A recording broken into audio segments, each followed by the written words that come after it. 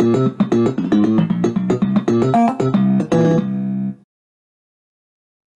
and welcome to another One History Help video with me, Mrs. O'Neill.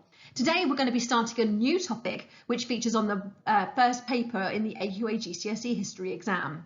Paper 1 is all about modern world history and there are two sections to it. The one that I'm going to start talking about today, and also a modern world depth study where you'll look at one country in particular. So for instance, I've been doing a lot of videos about America between 1920 and 1973. That is the section that would go along with the section that I'm going to be talking to you guys about today. Now, this new topic, conflict and tension 1919 to 1939, is a really fascinating one to look at because it really challenges the idea that the periods between World War I and World War II, which is what those dates are about, was a time of peace. Whereas actually that wasn't the case at all. There is so much conflict and tension, to use the phrase there, during this time period. And it is definitely not advisable to see it as a time when things were going really, really well and that things were peaceful.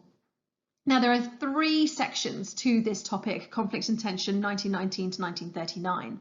There's the causes of World War II, the League of Nations, and the topic that we're going to be starting off with today, the Treaty of Versailles. Now, I love the Treaty of Versailles as a topic to teach. I must have taught it like 20 times since I started qualifying as a teacher all those many years ago. The reason I like it so much is because it provides a really strong foundation to establish an understanding of what this time period 1919 to 1939 is actually like. And in my opinion, I don't think it's a particularly complicated topic either. But obviously you're watching this because you want that little bit of extra help just going through the key details that we need to know about the Treaty of Versailles. So I hope you find it useful. I hope you've got everything with you that you need. And I'm going to be starting off with a little resource that I use when I teach the GCSE course about the Treaty of Versailles.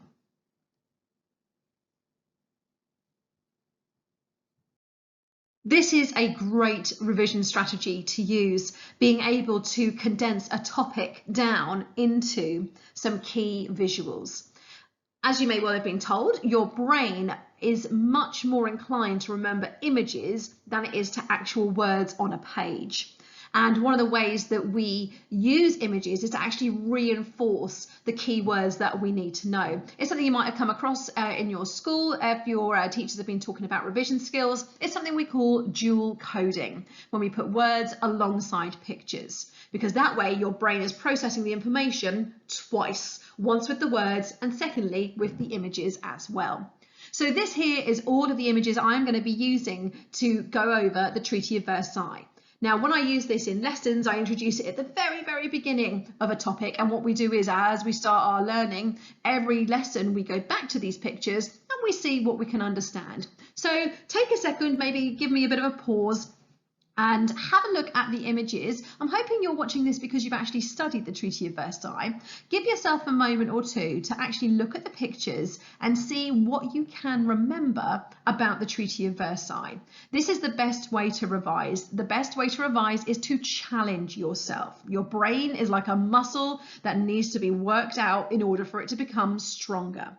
So give yourselves maybe 2 minutes maximum, just to give me a bit of a pause here, take a look through these different images to try and see what you can remember about the Treaty of Versailles. And when you're ready, you can press play and join me for the next part. So all of these pictures are going to be gone through with you in the presentation today. But just before we get into the key details about what all of these different images represent, I want to talk a little bit about the basics surrounding the Treaty of Versailles. Now, first of all, why is it called the Treaty of Versailles? And it's because it takes place here at the Palace of Versailles, which is built just outside of Paris. It's built by, oh my goodness, Louis XIV. It is Louis XIV, I'm pretty confident. Yeah, absolutely, the Sun King. And it was kind of built originally many, many centuries before the treaty takes place to kind of show off the grandeur of Louis's reign. It was very much a statement building. It's one that at the time of me recording this, I've never actually been to. And I would absolutely love to go there. Just because I've taught the Treaty of Versailles for so long, but also from like a few little bits and bobs I've done surrounding art history to do with the palace as well. I'd love to take a look at it. So the Palace of Versailles is where it is actually put together. The treaty is actually put together. Now, like I said, Versailles is just outside of Paris, and because of this, the Treaty of Versailles is also sometimes called the Paris Peace Conference. Paris Peace Conference. So the Treaty of Versailles and the Paris Peace Conference are both exactly the same thing. So Versailles, just outside of Paris, French home soil, if you will. That will come into play a little bit with when we start to unpick who wanted what and who was there at the treaty as well. And one last thing before we start to get into some specific details is the date. Now, the people who were responsible for putting the Treaty of Versailles together originally meet in the January of 1919, and it takes them nearly 7 months to reach a conclusion and to finalise the treaty. But the date that we use for the Treaty of Versailles is the 28th of June 1919. Now I forget, to my knowledge, I think this is just a coincidence. I don't think it was on purpose, but that is exactly 5 years to the day when Archduke Franz Ferdinand was shot in Sarajevo by Gavrilo Princip, the trigger cause to the First World War. Yeah, like I said, I've always thought that as a coincidence. It may well have been done on purpose, but nonetheless, 28th of June 1919. They don't come up with it and sign it within a day. It takes several months, like I said, but that is the main date that you want to be aware of. What we're going to talk through next, before we actually get into who was there to sign the treaty or put the treaty together, what was in the treaty, is I just want to spend a couple of minutes talking about what we are dealing with at the end of World War I. As I'm sure you're already aware, the First World War ends at 11 o'clock in the morning on the 11th of November 1918, which is when the armistice is made official. What we're going to talk about now is how the Europe that existed on the 11th of November 1918 was a very different Europe to that existed back in the beginning of 1914. Just so you're aware, any statistics that I'm going to be sharing with you here are going to be considered to be rough estimates. For instance, it is an estimate to say that 8 million troops were killed during the First World War, and that is all countries combined. So 8 million troops. Again, it is an estimate. There will be so many soldiers who would have gone missing in action, for instance, who might not necessarily be part of that total.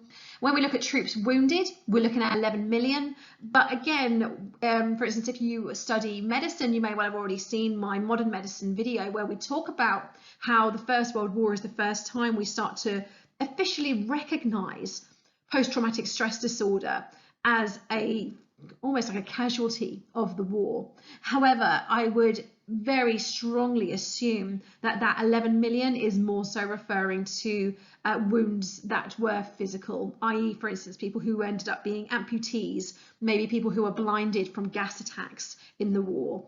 If we were to include soldiers who were wounded in regards to psychological trauma, like post-traumatic stress disorder, that number would be significantly higher. We're focusing next on France specifically. Although the war took place beyond the Western Front, the line that extended from northern France through Belgium, through into the eastern part of France, down to roughly where the Swiss border is, that trench line on the Western Front, went majoritively through French territory. And because of the building of the trench system through such an extensive area, we're going to see a loss in terms of buildings. Like I've said here, 250,000 buildings. Now, this could be considered to be factories, but it could also to an extent be regarding the idea of people's homes as well. For instance, if you lived on a farm and your land on your farm was needed for the building of the trench system, well, then your farm was gone. So that could be part of the buildings that we're looking at here. 8,000 square miles of agricultural land, talking of farming, that's going to have an impact not only immediately in 1918 when the war is over, but for years to come as well. Agricultural land isn't something you can just click your fingers and suddenly you've got that 8,000 square miles of land back again. So that's going to have an impact on the amount of food that the people in France are going to have access to. Britain alone spends about £9 billion on World War I. We would probably burn through £9 billion in a war in a matter of weeks nowadays. But that's the statistic we've got for the 4 years of war. And that is just Britain alone. That doesn't include France, it doesn't include Russia, it doesn't include Germany or anything like that. Britain alone spends £9 billion on the war. And that's obviously going to have a massive impact on countries following the war because they're not going to be economically strong enough. And this was something, and again, for those of you who study the America topic we would have talked about in our 1920 study, this is something that America was really able to cash in on.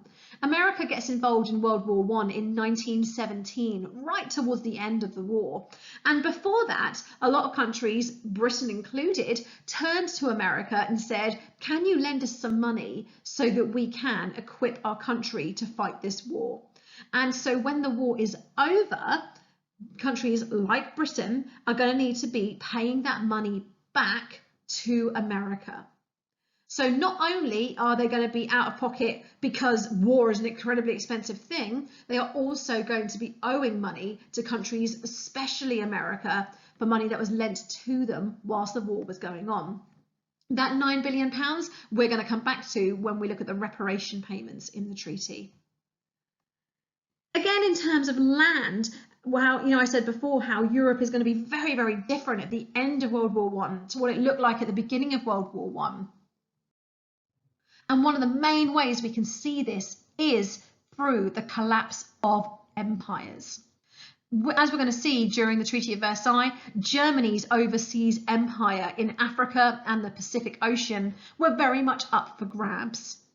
The Austro-Hungarian Empire collapses during the First World War, and in another treaty that takes place following on from the First World War, there are parts of their land that are taken away and new countries were to set up as well. And as well as that, we also have issues in Russia, for instance. Russia is an unrecognizable country at the end of World War I. Russia in 1914 was run by an autocratic ruler, the Tsar Nicholas II. He was an absolute monarch who held complete power. And by 1918, when World War I ends, Russia is being run by a communist government headed up by Vladimir Ilyich Lenin. Now, just to say that Russia leaves the war before the war ends in 1918, and that is because of the Russian revolutions that happened in late 1917. So although Russia isn't there at the very end of the war, it very much is still, like I said, an unrecognizable country from what it was like at the beginning. So Germany, Russia and the Austro-Hungarian Empire collapse in revolution either just before or when the war ended. Likewise, just talk about Germany quickly because it's not really going to come up elsewhere. The big change that Germany sees as a country by the time November 1918 rolls around is that, much like Russia, Germany back in 1914 was ruled by an autocratic ruler, Kaiser Wilhelm II, who was, those of you who've looked at the causes of World War I will have known about him previously. But when World War I comes to an end, Kaiser Wilhelm II has abdicated. He has fled the country. He said, do you know what? I don't want this job anymore. And what Germany decides to do, instead of replacing him with another Kaiser, is they decide to make Germany a democratic republic. And by that I mean Germany becomes a country that for the first time ever elects and votes for who they want to be in charge. So when we come to the armistice that is signed in 1918, when we get to the Treaty of Versailles being signed in June 1919, this is being done by this brand new democratic government that was established in Germany at the very end of the First World War after Kaiser Wilhelm abdicated. And finally, to kind of make things worse, we have a flu epidemic spread throughout the world, particularly Europe at this time. It is known as the Spanish influenza, and it takes place in a very short period of time, the winter of 1918 to 1919, and it kills around 20 million people. And what's what's really fascinating is, we're looking at this happening 100 years ago, and the kind of measures that the governments take, especially for instance in Britain during the Spanish influenza epidemic, are not dissimilar to the kind of things that we have had to do as part of the coronavirus pandemic. So, for instance, this idea of not being able to meet in large crowds, for instance, was not allowed. They didn't have like full-on lockdown, but certainly the idea of mass gatherings was very much discouraged. And one of my kind of favourite little things that I found from looking into the Spanish influenza and the methods that they put in place is, and I can't believe this was a thing, they had to put signs around, like posters around the place in Britain, telling people not to spit. So, that shows how far we've come in the space of 100 years, that, nowadays we don't have to be told how unhygienic it is to spit out in public or in anywhere, to be honest with you. So yeah, very, very fascinating to see the similarities. But nonetheless, this is, really kicking people while they're down. Why are so many people dying? A big part of it is malnutrition and the fact that they don't have, for instance, if you kind of click it back a couple of years while we're fighting the war, a lot of countries, for instance, Britain, are following a form of rationing to try and make sure there's enough food to go round. And that does consequently mean that people are not getting the right nutrients in their diet, or at least not enough nutrients. That's not to say their diets were poor. They're a lot healthier than they are nowadays. But nonetheless, they didn't have enough of the nutrients to be able to have a strong immune system to fight something like an influenza epidemic off. So this is kind of setting the scene for what the Treaty of Versailles is being done in. This is the context of the signing of the treaty itself. Let's start looking into the actual treaty in a bit more detail now. We've got these images again from the beginning. We already know that picture down in the bottom left-hand corner here is the Palace of Versailles, where the treaty was signed. What we're going to be focusing on next is those three individuals at the very top. Okay, these three people here who are collectively known as the Big Three. Okay, this is what they're known as. These are the three main countries, the main individuals who are responsible for the signing and the kind of putting together of the Treaty of Versailles. We have got from left to right, so starting with, where's my laser pointer gone? Whoop, there we go. Starting with this gentleman here, we have got David Lloyd George, who is the Prime Minister of Great Britain.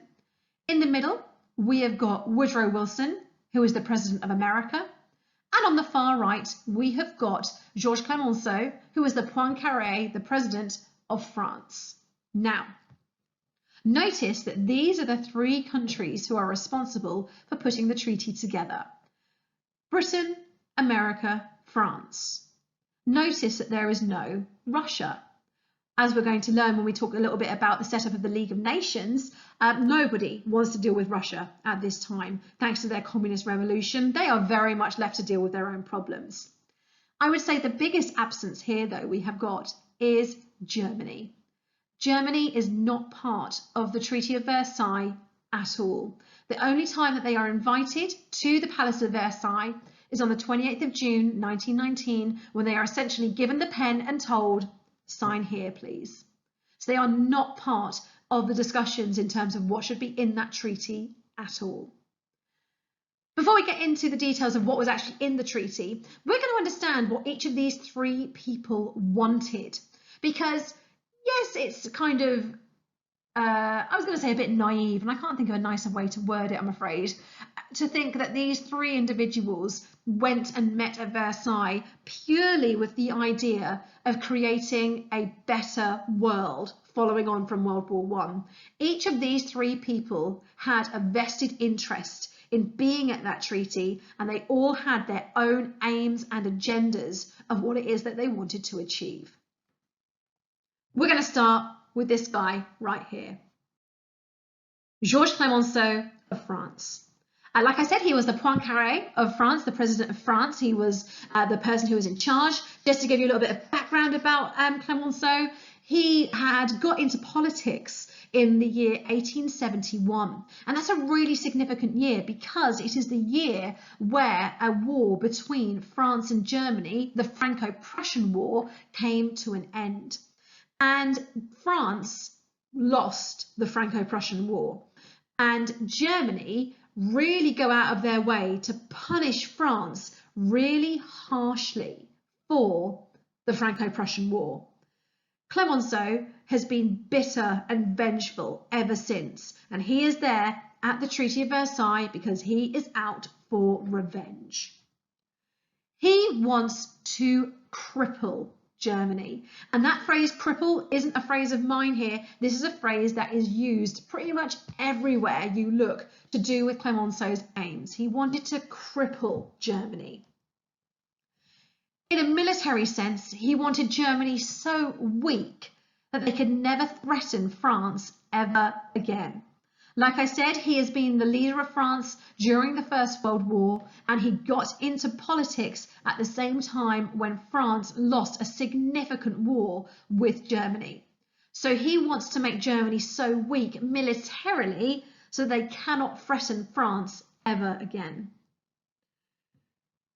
He also has this desire for German territory to be broken down into really small areas. So rather than Germany being one big united country, it goes back to being these separate small areas, German states, if you will. Germany was only united as a country in 1871, the same year as the Franco-Prussian War. Before then, like I said, it existed as these individual states, Prussia being the strongest of those.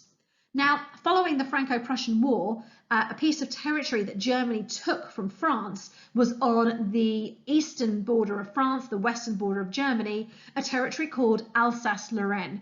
And Clemenceau very much wanted this territory back for Germany. Clemenceau had a reputation of being harsh and uncompromising, and it earned him the nickname of the Tiger. One story I've heard, and I wish I could remember where I heard this now, but such was his aggression and his passion, if you will, that at one point in the proceedings, he disagreed so strongly with something that David Lloyd George said that he actually went to punch him in the face. So Georges Clemenceau, harsh and uncompromising. Uncompromising, someone who is unwilling to meet in the middle. He wants it his way or no way at all. This is really important because one of the perspectives that we can have looking and studying the Treaty of Versailles is to think about this concept of, well, how far do each of these individuals actually get what they want out of the treaty? And when you look at this kind of setup here, this idea that Clemenceau was so harsh and uncompromising, it's hard to imagine that he wouldn't get what he wanted. But we'll talk more about that a little bit later on. Next, we're going to move to this guy right here. David Lloyd George, the Prime Minister of Great Britain. Lloyd George was elected Prime Minister in 1916, an incredibly significant year in the First World War, and actually in history in general. A lot happened in the year 1916. 1916 is the year of the Battle of the Somme, which takes place between July and September. We also have the introduction of a lot of laws on the home front in Britain, known as the Defence of the Realm Act, which covers things such as propaganda and also rationing as well. Expanding it out a little bit wider, 1916 is also the year in which the Easter Rising happens in Dublin in Ireland, where we have this huge military confrontation with the desire of the Irish people wanting to be able to rule themselves and to not have any interference from Britain whatsoever. All of this being done on David Lloyd George's watch. Lloyd George essentially is the Prime Minister who will be the victor at the end of the war, and he is also the Prime Minister who in 1918, before the war ends, gives women over the age of 30 the right to vote in the Representation of the People's Act. So he's a really significant individual in our political history. In 1919, when he's off at the Palace of Versailles, he has just been re-elected as Prime Minister, and we're going to talk a little bit more about that in just a second. Like I said, he's the Prime Minister of Great Britain, and people back home were desperate for Germany to have a harsh punishment. And David Lloyd George knew this, and therefore when he was campaigning for people to vote for him, he said that he would do exactly as people wanted, that he would deliver swift and harsh justice to Germany, that he would make them pay. Vote for me, he said, and I will deliver a Versailles treaty that you will be pleased with. So he has got a lot of pressure from the people back home. But, sorry to be cynical for a moment, wouldn't be like the first time in history where we've come across a politician who goes back on their words in terms of what they promise whilst they're campaigning in an election. One of the things that David Lloyd George is very keen to do is to punish Germany in terms of their empire and their navy as well. Germany's empire, I would say, is probably amongst the smaller in the world when we get to 1914, but nonetheless, Britain sees it enough as a threat to British dominance in terms of empire. You could argue in 1918, Britain's glory days of the empire, quote unquote, because I strongly believe that there was no such thing as a glory day for the British Empire, but the idea of the British Empire being the largest in the world is starting to come to an end in 1918. In the years that follow, we're going to start to see a lot of countries break away from the British Empire and seek their own independence. So nonetheless, despite the fact that, empire is becoming a bit passé, a bit old-fashioned now, Lloyd George was very keen that Britain could take some of Germany's empire, which was pretty much up for grabs. But even more than that, Lloyd George was very keen to limit Germany's navy. Before the First World War, and for centuries beforehand, Britain had the strongest navy in the world. As an island nation, it made sense for us to have a strong navy. However, in the lead up to the First World War, from roughly around about 1906, Britain and Germany engage in an arms race where the two countries are trying to build as many strong battleships as they can. You may have come across the battleship which is in the picture just down here. It is called a dreadnought.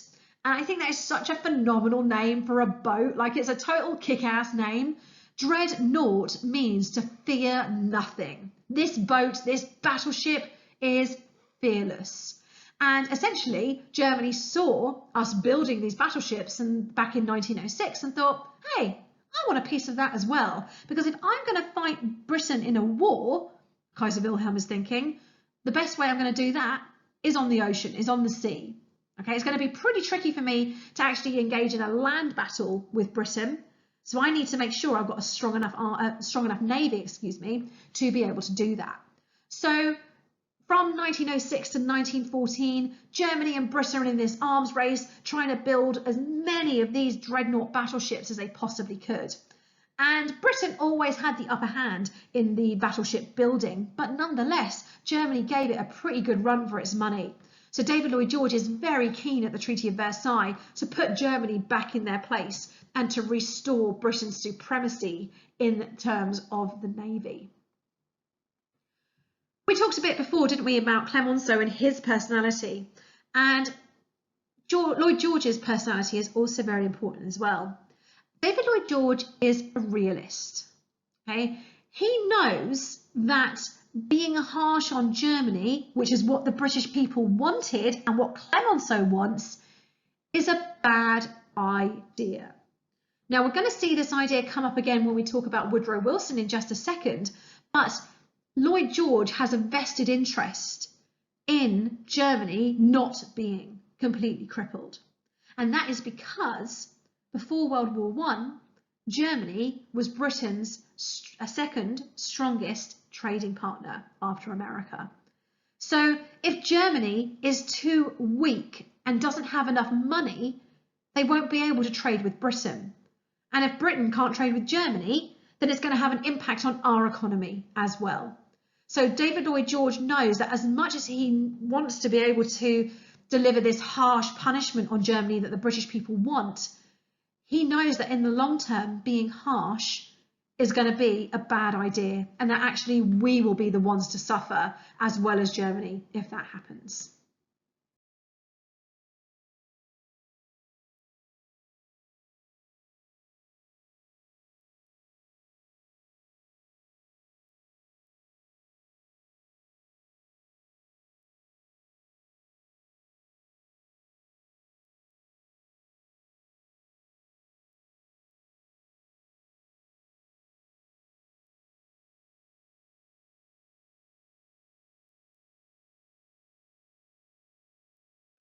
Our last member of the big three is Woodrow Wilson, who was the President of America in 1919.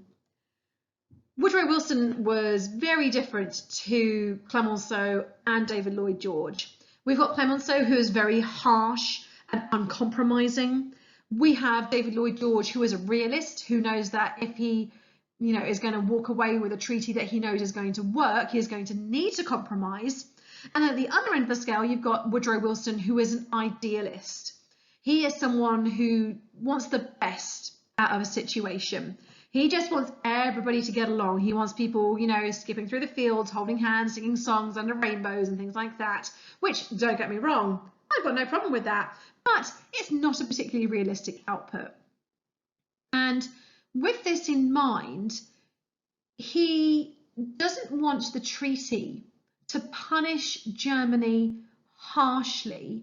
Okay, he thinks the opposite of Clemenceau. He doesn't want to cripple Germany because he is worried that if he pushes them too far, that they will want revenge one day. And was he right? By golly, he was. And as we're going to see when we go further into this conflict and tension topic, when we start to look at, for instance, the causes of the Second World War, that the Treaty of Versailles is very much a long-term cause of World War II happening. So David Lloyd George doesn't want Germany punished too harshly because he wants them to be able to trade with Britain. Woodrow Wilson is, again, putting that idealistic hat on. He is thinking, we've got to be kind here, okay? Being harsh isn't the way forward. It's not going to help us in the long run. So this big desire is one of the reasons why essentially this treaty takes so long to put together, because we've got three individuals here who've got very, very different opinions and different personalities. And as we've seen already from Clemenceau and Lloyd George, sometimes these personalities clash. Let's talk about this number 14 in the corner down there, all about Woodrow Wilson's 14 points. Now, this is where we're going to see Wilson's agenda for what he wants of that treaty set out really clearly. You'll be thrilled to know I'm not going to read through all 14 of Woodrow Wilson's 14 points. I'll leave that for you to do. And I will put my hands up and I will say that despite the fact I've probably taught this 20 times, I do not know all of the 14 points off by heart. I just don't. The ones I do remember are the ones that I know go on to have a consequence in the teaching and the events that happen later on. So here's what I would recommend for you to do.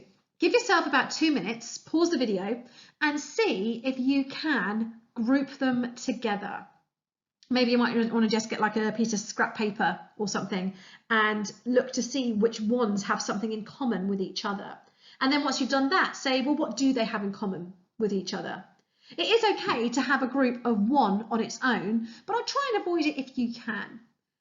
By doing that, it suddenly makes Woodrow Wilson's 14 points seem a lot less threatening, because you'll be able to group them together. Maybe, I don't know this for a fact, I've not done this task, but you could probably group them into maybe 3 or 4 different groups. For instance, one that I'm seeing straight away there is the idea of independence and self-determination, the idea that countries should be allowed to rule themselves.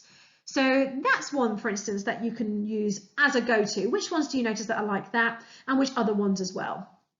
So you've got about 2 minutes, pause the video, and then when you're done, rejoin me and we'll talk through some of them, although I'm not going to give you the answers to that task. That's just something you can do for yourselves.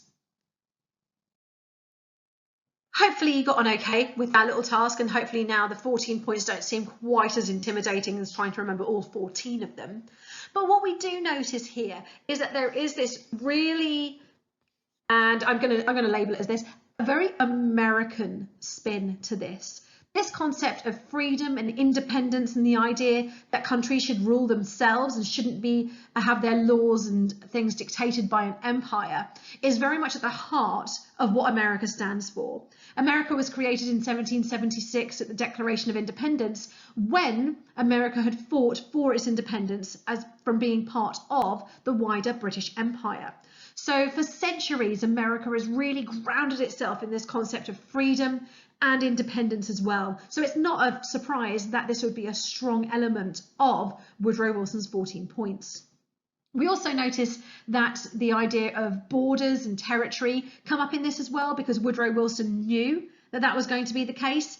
Incidentally, I should probably mention that he comes up with these 14 points way ahead of 1919. He is coming up with these 14 points back in 1918.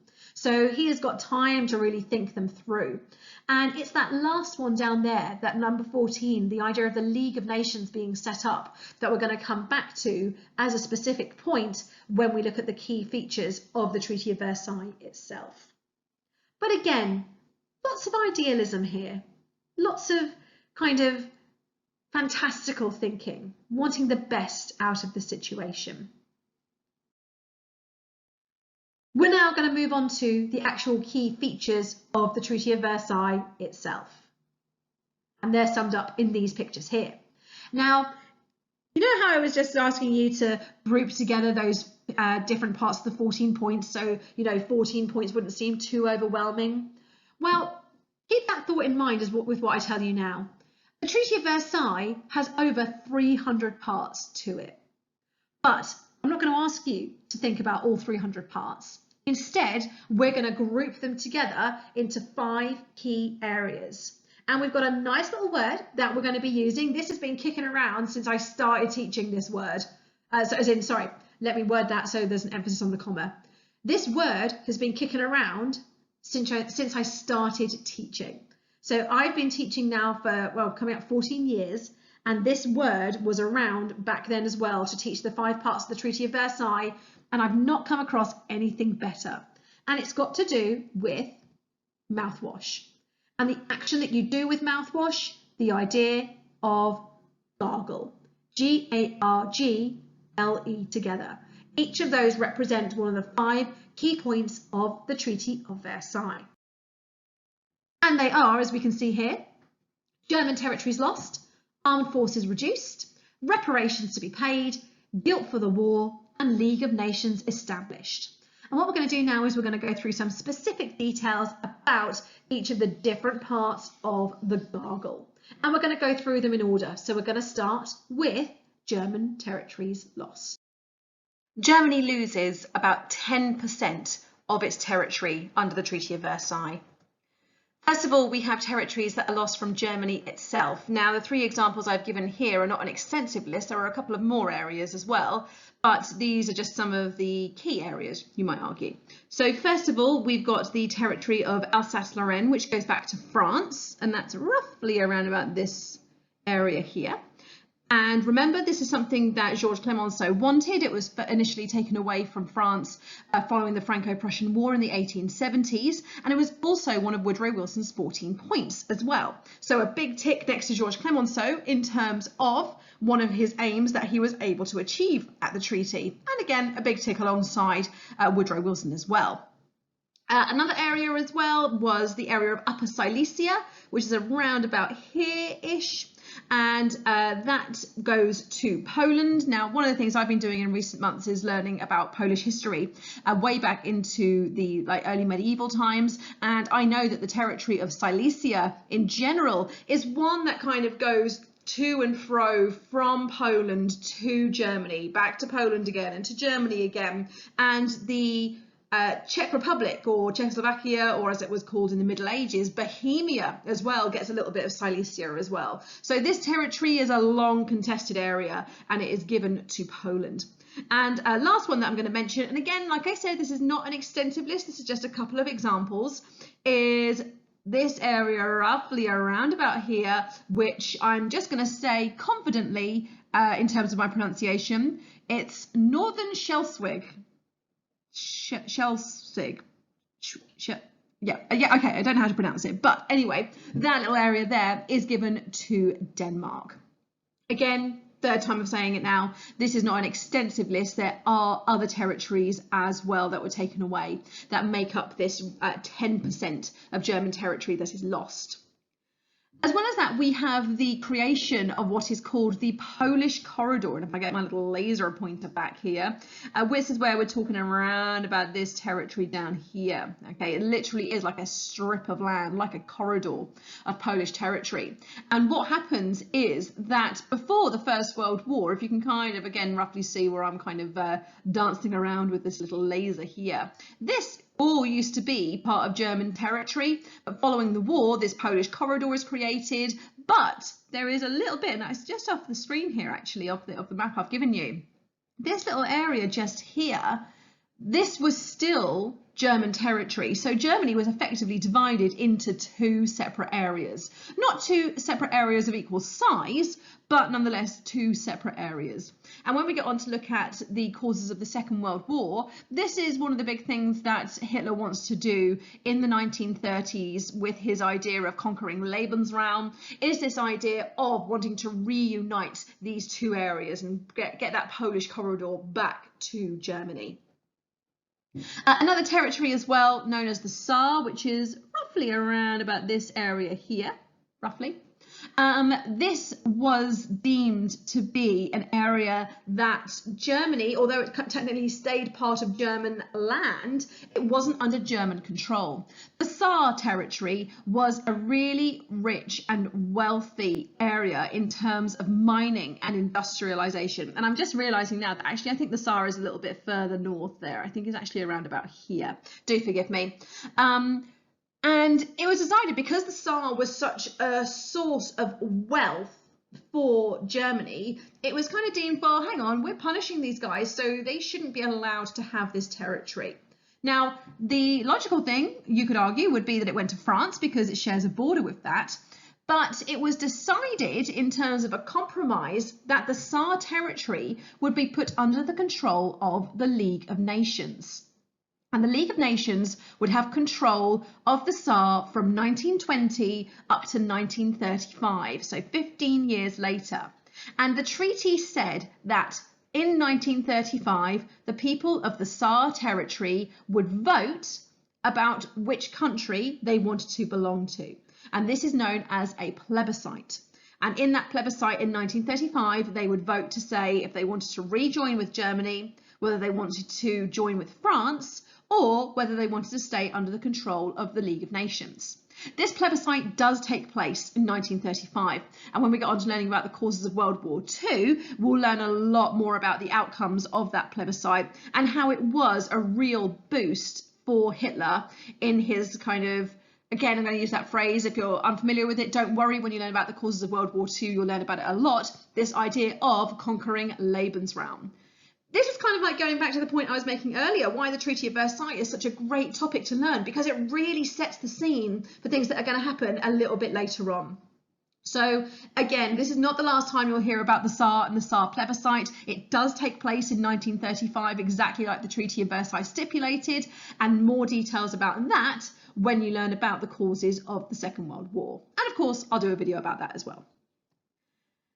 We also have a loss of territory overseas as well. We talked before, didn't we, about the breakdown of the German Empire, the African colonies that it had, and also out in the Pacific Ocean as well. And many of these areas are ruled as what is known as a mandate, M-A-N-D-A-T-E, a mandate. And essentially that means kind of a bit similar really to how the Saar was controlled by the League of Nations. It was like it was overseen. So it doesn't like kind of 100% belong to that country. So for instance, there are some territories that Great Britain is able to take from Germany's previous overseas empire, and they rule that as a mandate, as part of their territory, but it's not like a full-blown British colony. So that's what happens to a lot of Germany's overseas empires. Oh, I've just said it here. So these are mainly controlled by the League of Nations as mandates, but some are given to other countries to control, like Britain and France. Again, those of you who are studying the interwar era, the conflict and tension 1919 to 1939, you'll be aware that the topic you move on to following on from the Treaty of Versailles is learning about the League of Nations. And the two leading nations of the League were Britain and France. So even if it wasn't given to them specifically, under the leadership of the League of Nations, they effectively have that control. So that 10% in that nice big red box there is a really, really strong percentage to remember when talking about the territories that Germany lost under the Treaty of Versailles. Next, we're going to move on to take a look at the armed forces reduced part of the gargle. G, first G, German territories lost. A, armed forces reduced. Lots of statistics coming up here, but don't be put off because for some reason, and I can't quite get my head around why it is, people tend to remember these statistics quite well. So hopefully these will ring a few bells when you look through them. So the way that the armed forces were reduced, before I go through the statistics, it's worth us mentioning that before the start of the First World War, Germany had the best armed force in Europe. It didn't have the largest. Obviously, Russia is able to do that because of the size of its country and the population it can call upon. But in regards to training, equipment, and so on and so forth, they are the strongest armed force that Europe has. So this is going to be a massive, massive impact in terms of their pride. This kind of military strength and military prowess that they had 5 years beforehand is very much going to be undermined. And remember, George Clemenceau very much wanted to weaken Germany's armed forces to make sure that they could not threaten France, that's better, militarily ever again. So let's take a look at some of these numbers. First of all then, the actual army itself was reduced to 100,000 men, which is a very, very small number for a country the size of Germany. There was to be no conscription either. Conscription is when you force men of a fighting age to fight for your country. It's something that pretty much all countries that were involved in World War I introduces. Britain introduces it at the beginning of 1916, after they kind of exhausted all of the volunteer soldiers that signed up. Then they bring in conscription where men are forced to fight. So Germany are only allowed an army of 100,000 men, and they are not allowed to introduce conscription to allow any more soldiers in. They are also forbidden from having any tanks or any armoured vehicles either.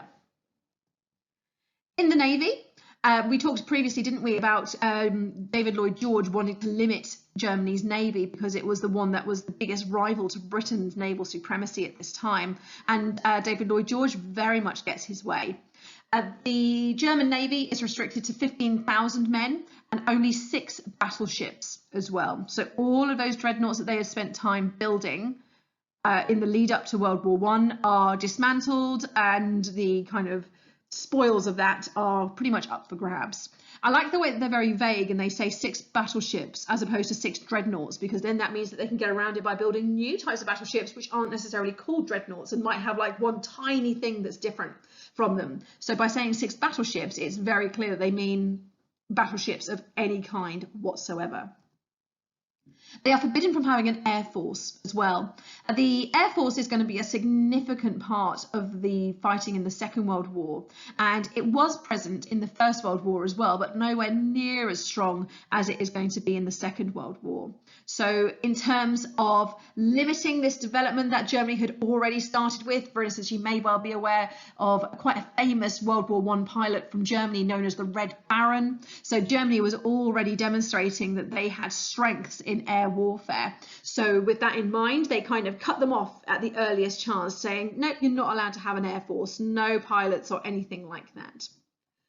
And finally, and this one is one that can kind of go under both armed forces reduced but also German territories lost as well.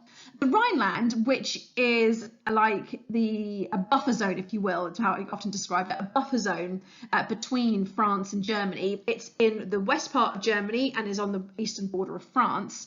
It was to become a demilitarized zone. And that meant there was not allowed to be any military presence there whatsoever. So this strip of land essentially was, like I said, this buffer zone where Germany was not allowed to have an army in it. And that again goes back to Georges Clemenceau's desire of not wanting to be threatened by Germany militarily. So yes, Germany behind the buffer zone of the Rhineland has that 100,000 men in their army and so on and so forth, but they can't get to France.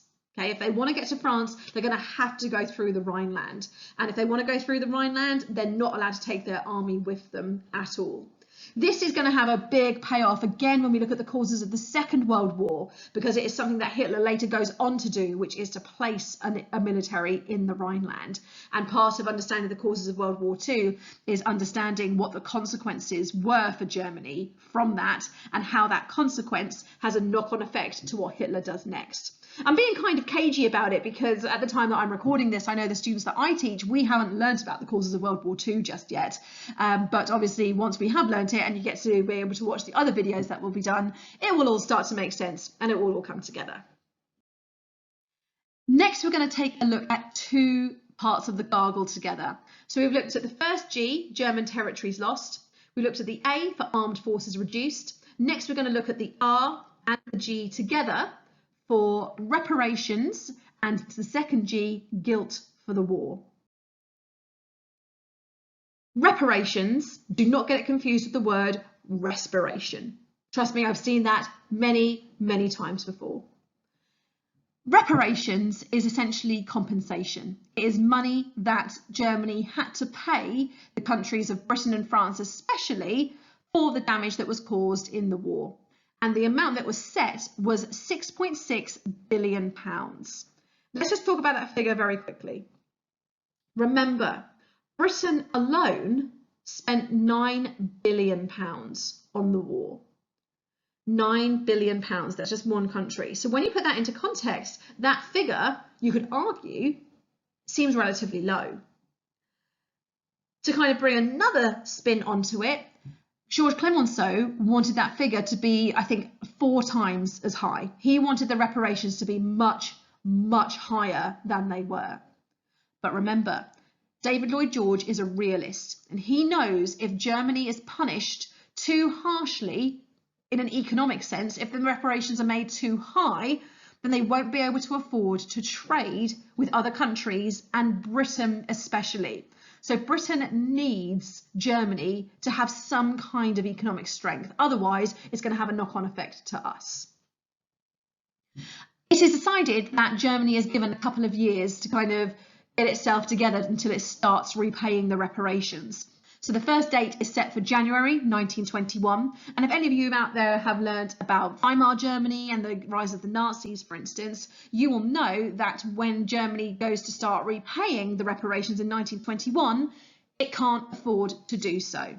It is unable to afford to do so. And because of that, one of the things that France does, France in particular here, is they decide to invade part of Germany. And essentially they act like bailiffs and they say, well, if you can't afford to pay us, we're going to take your stuff. So they go to places like where there are factories and they start to take the output from the factories and say, we're going to take this in replacement of your payment for the reparations. So the idea was to give Germany a couple of years to stabilise, to be able to afford to repay the reparations, but they are so badly affected by the First World War that they cannot afford to make the reparation repayments. The way that the government tries to get the money for the reparations is from the German people by raising their taxes. So you can imagine that this is something that is incredibly unpopular amongst the German people. They've not just been fighting a war for 4 years, 4+ years you could argue, because obviously we're looking at beyond 1918 here. Not only have they been fighting a war which was incredibly costly, a war which they lost, they are now having to face hardships in their lives to pay for things that they don't feel they are responsible for. And this kind of brings us to the next point about the war guilt. Just point 3 there, we talked about it already. Clemenceau wanted the reparations to be higher, and Britain obviously has a bit of a part to play here. Lloyd George has a part to play with bringing those reparations down. Let's talk about war guilt. My apologies, jumping around a bit there. The war guilt clause, and I think this is such a kind of bit of mastery here in the way that they wrote the treaty. Remember, the Treaty of Versailles has over 300 points, articles as they're called. And the war guilt clause, which said that Germany had to accept full responsibility for starting the war, is article number 231. If it was me and I was writing the Treaty of Versailles, I would probably make that point number 1. But they kind of, I think it's so clever because they kind of sandwich it in there. And you know, like for instance, when you're on a website or something like that, or something on the internet, and to proceed to go and look at something, you have to agree to the terms and conditions, and you can't press the agree button until you've scrolled down to the bottom and said, yes, okay, I've read it all. And let's face it, nobody reads that stuff, do they? No one reads it. And it kind of makes me feel it's a little bit like that. It's kind of like, okay, here's article 230, which says blah, blah, blah, blah. Oh, 231, oh, we have to accept full blame for the war. Okay, article 232. And they go, wait a second, hang on, what did that say? Because they just kind of sandwiched it in there.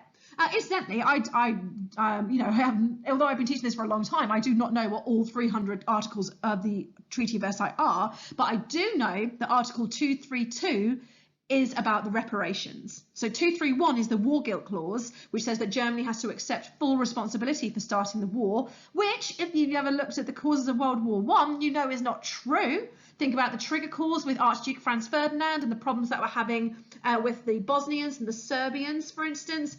You know, even when we look back at that, the outcome that the Black Hand Gang, that Gavrilo Princip who shot Franz Ferdinand was a member of, they didn't want a war. They just wanted the collapse of the Austro-Hungarian Empire. They weren't out to start a massive war. But to say that Germany had to accept full responsibility was incredibly unfair. It was also a really, really clever part of the treaty as well, because it meant that as soon as they signed to say, yes, we accept responsibility for starting the war, they automatically become responsible, I was going to say, for all of the punishments that happened to them. As soon as they say, yeah, it was our fault, all of the punishments make sense. All of the punishments are okay because they've admitted blame. If you've ever been taught by me before, when I've taught you about the Treaty of Versailles, I've always used this as a bit of an example. So I'll use it with you guys again now. So when I was, how old was I? I was 18 when I passed my driving test. And when I passed my driving test, my parents said to me, after congratulations, they said to me, Siobhan, when you crash, when you have an accident, not if, when, I mean, they were right to say when, but, you know, nonetheless, when you have an accident and you crash into somebody, do not say sorry. And to me, that was really weird because, you know, I was brought up to have manners and, you know, for having rightful apologies. And if I'm the person who caused the accident, then surely I'm going to apologise. And when I questioned them on it, I said, why don't I say sorry? They said, as soon as you say sorry, you are admitting that you are responsible for what happened, and therefore you are liable for any of the damages. So for instance, if they take their car to a garage and they say, oh, well, you caused like £10,000 worth of damage.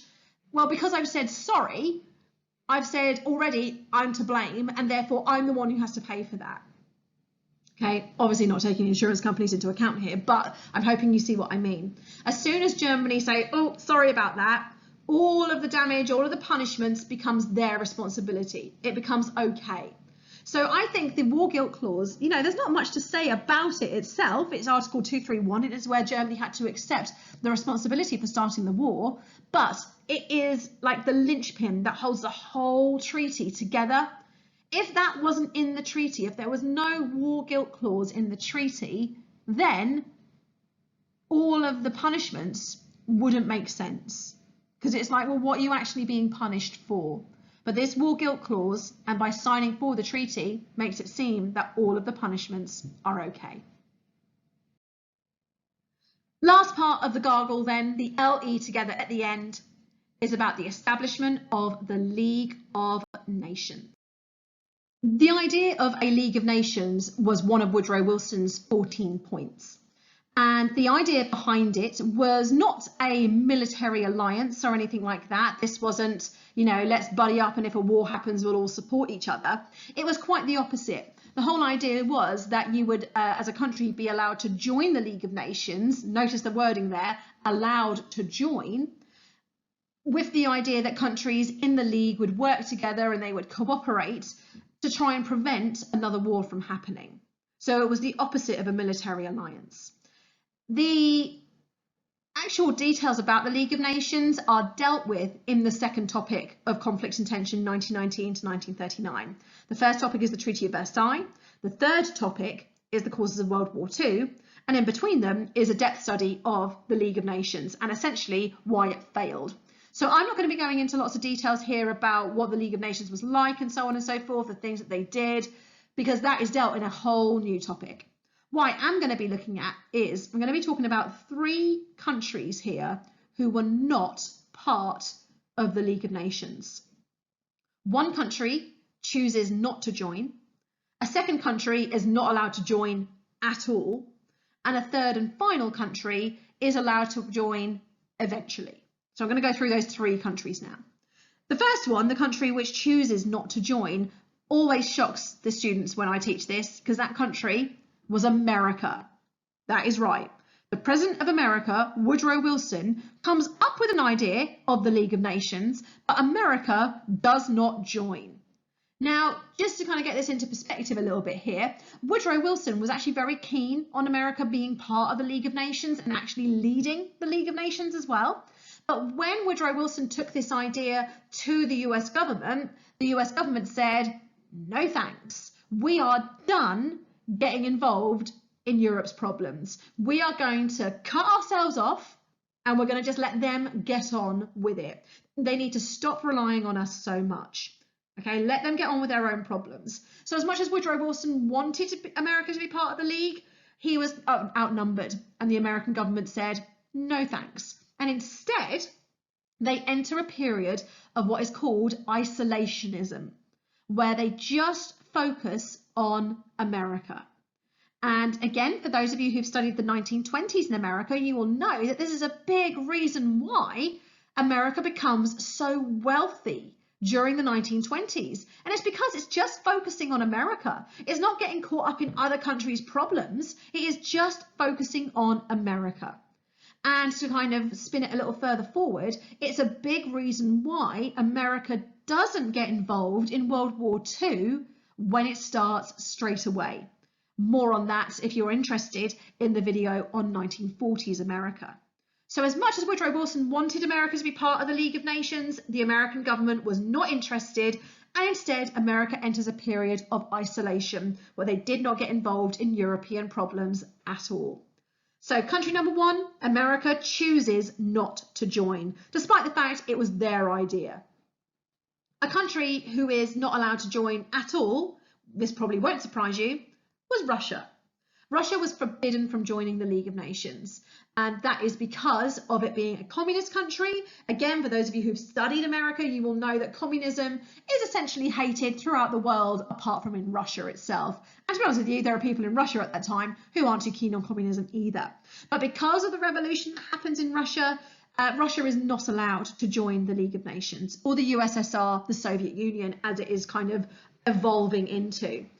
Interestingly, just to kind of get a bit of a perspective here in terms of Russian history, around 1919 to 1920, going into the early 1920s, Russia is actually entering a civil war in itself. So there's lots and lots of problems going on with Russia that people are just like, do you know what, let's just kind of leave them to that. Some of you may well have studied Russia as your depth study. You might well have looked at the communist revolution and the Reds versus the Whites in the Russian Civil War, and will understand a little bit more about other countries that are present in that civil war. But on the whole, Russia is kind of left to get on with it. Russia is forbidden from joining the League of Nations, and when it's first set up, that is like forever. However, when it gets into the mid-1930s, there aren't actually many countries left in the League of Nations, and that is when they say to Russia, okay, you can come and join us now, because there's basically nobody left. But again, more on that when we learn about the League of Nations as a topic, and also when we learn a bit more about the causes of the Second World War. One country which is allowed to join eventually is Germany. So Germany isn't allowed to join the League of Nations at first. When I teach about it, I kind of liken it to a kid who's been naughty and has had to go and sit on the naughty step. They have to sit and they have to think about what they've done, and when they can prove that they are truly sorry and that they are truly responsible, then they can join the League of Nations. So that's essentially how Germany is treated, like a bit of a brat, basically. So not content with this idea of, you know, we're really going to punish you guys, we're also going to forbid you from joining a group which actually you could really truly benefit from. So Germany isn't allowed to join until they prove themselves to be a responsible country. And that happens in 1926, following on from the Locarno treaties. And again, we'll learn more about the Locarno treaties and things like the Kellogg-Briand Pact, for instance, when we learn more about the League of Nations itself. So America chooses not to join, even though it's their idea. Russia is forbidden from joining, and Germany isn't allowed to join until they prove that they are responsible enough to be a member of the League of Nations. The final picture we're going to look at then is this one here, which is all about how Germany reacted to the Treaty of Versailles. I'm going to be talking about this in terms of how they felt about the treaty overall. But one of the really, really important things that I suggest you do in terms of part of your revision, and it may well be something that you were asked to do in your teaching, when you were taught about this as well, is to think about the individual different parts of the treaty and how they felt about it. I know from an AQA exam point of view that German feelings about the Treaty of Versailles do come up in exam questions. And what I would really recommend is when you're thinking about that, is really think about how people felt. And yes, of course, there's going to be an impact on Germany as a country from the Treaty of Versailles. But when you're asked something like, you know, the most hated part of the treaty by the German people was the military restrictions, hate is an emotion. So you've really got to tap into those feelings and think about those everyday average citizens in Germany. Again, those people who would have been part of the First World War. Maybe some were veterans. Maybe some of these people are, you know, women who lost husbands, sons, fathers, and so on and so forth as well. Really, really try and tap into those emotions that they would have been feeling. Try and go beyond they would have felt sad. You know, think about, you know, they would have been so angry and bitter. But why is that? Like, really try and get under the skin of these people to try and understand what it's like. So like I said, I'm going to be talking about the treaty in general, but I have tried to, as we've gone through the different parts of the treaty itself, try to suggest how they would have felt about the different parts individually as well. I absolutely adore this source. I have used this source every single year when I've taught about the Treaty of Versailles. I absolutely love it because it looks like such a simple source, but it is loaded full of symbolism, absolutely loaded full of symbolism. Do you know what? I'm going to indulge. I'm going to actually talk about this. I'm going to see if I can do it in the space of 2 minutes. Let me get my little laser pointer here. Here we go. Here I am. So we have got the big three, 1, 2, 3 in the back there in their suits. And then we have this person here who is there to represent Germany. Now, one of the big three is pretty obvious. This guy here, this is Georges Clemenceau. You can kind of see that signature moustache. And also notice that the method of execution here is the guillotine, I should say, if I pronounce it properly with my French accent, which is a French method of execution. And notice that Clemenceau is the one who is operating this guillotine. Remember, out of the three of them, he is the one who wants to cripple Germany. I've had lots of debates with students over the years about who is who in this picture, but I have actually found out for a fact who is who. This right here is Woodrow Wilson. You can kind of see his glasses that are balanced on the bridge of his nose there, but it's actually to do with this hand posture. This hand, this kind of body posture that he's got of his palms. I'm actually doing the posture right now, but you can't even see me. You know, with his palms facing upwards. It's really saying, why are we being so harsh? You know, why are we being so harsh? Remember, he is an idealist. That is what his personality lends itself to. And then finally, we have got David Lloyd George over here. And I'm pretty confident that this right here is the treaty itself that he has in his hands. Some people who believe that this is Woodrow Wilson have said maybe that's his 14 points he's holding on to. But I promise you, Woodrow Wilson, George Clemenceau, David Lloyd George. It's very stark in terms of its colour, black, red, white, and this kind of grey colour as well. Again, it kind of really lends to that simplicity to this source, but it's the red that really stands out, and it is used to represent the negative emotion, bloods, hatred, and so on and so forth. Let's look at this guy here, this guy who is completely topless. Apologies, I am now going to ruin every kind of thriller and horror movie you're ever going to watch, but generally speaking, in a movie like that, if somebody doesn't have clothes on, then they, I'm afraid, are gonna get killed. Okay, a lack of clothing represents vulnerability, and that's exactly what we've got going on here. We've got that vulnerability. We can also link it to the treaty itself as well. You could argue, for instance, the lack of a shirt represents how Germany was stripped of its territories. You might well have heard of this phrase of people paying with the shirt off their own back. So you could even potentially link it to the payment of the reparations. We have also got this kind of tied hands at the back here. And we've got two readings of that potentially, of these tied up hands. One is that he is unable to fight back, linking to the military restrictions of the treaty, but also it's going to be reflected in what I'm going to be talking about right now when we look at the German reaction to the treaty. It's obvious, isn't it? The German reaction to the treaty was very, very negative. The treaty leaves Germany in a weak and vulnerable position. And the people of Germany knew that. They were already in a bad state following on from World War I, widespread starvation going on, this brand new democratic government which was new to everybody in Germany after centuries of being ruled by a Kaiser. And it's understandable that they would feel such emotion relating to this. You know, this kind of loss of pride, this idea that, gosh, no one's going, it sounds a bit childish, but it does connect to this. You know, no one's going to like us now because they think we're the ones who are to blame for the war. And it all really seeps into the kind of day-to-day attitudes of Germany until things start to get better for them. And that doesn't happen until the mid-1920s. It probably would not surprise you to know that this cartoon right here on the right is a German cartoon. Now, this is going back to the tied hands that we've got here. I mentioned this before. Germany were not present in the 7 months nearly of the kind of putting together of the Versailles Treaty. They were invited to Versailles on the 28th of June 1919 when the leaders were given a pen and told, sign here. They did not have a say in the punishment. And if Germany refused to sign the treaty, then the deal was that the war would start up again. And nobody, especially not Germany, was in a position to do this.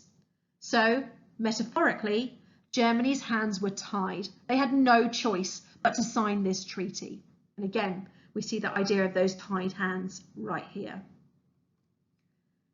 Because of this forced signing of the treaty, a word that was popularly used in Germany to describe the treaty was a diktat, a dictated peace, something that was forced upon them, that they had no say in and that they had to sign. Finally, and again, if those of you out there who are watching this have studied, again, the rise of the Nazis, you will have come across this term before.